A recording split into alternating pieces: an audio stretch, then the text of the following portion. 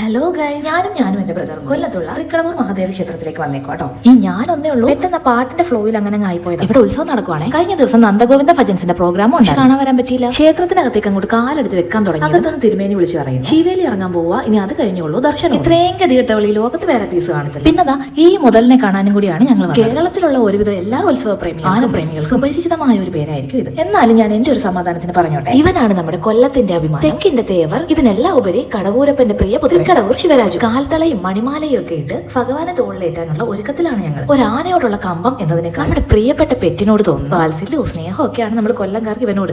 അങ്ങനെതാ തേവരെ ശിരസാൽ വഹിച്ചു കരവാശം തേവരുടെ കരിവീര സുന്ദരൻ. അകത്ത് കയറി ഭഗവാനെ തൊഴാൻ പറ്റിയില്ലെങ്കിലും ശീവേലി കണ്ട് നല്ലതുപോലെ തൊഴുതു. അൻപറ തുടങ്ങിയിട്ടുണ്ടായിരുന്നു. പിന്നെ കൊച്ചുവെളുപ്പാൻ കാലത്തെ ബ്രേക്ക്ഫാസ്റ്റ് കഴിക്കുന്നതിന് 11 മണിയായപ്പോൾ വിശപ്പിന്റെ വില രൂക്ഷമായതിനാൽ അവിടുന്ന് നേരെ സുപ്രഭാതത്തിലേക്ക് വെച്ച് പിടിച്ചു. ബ്രേക്ക്ഫാസ്റ്റ് പുറത്തുനിന്നാണോ? മസാല ദോശ അല്ലാതെ എനിക്ക് വേറെ ഓപ്ഷൻ ഇല്ല. അവന് പോരിയും. അങ്ങനെ ഞങ്ങൾ ഫുഡൊക്കെ കഴിച്ച് വീട്ടിലെത്തി. അപ്പൊ ഇത്രയുള്ളൂ. ടാറ്റ.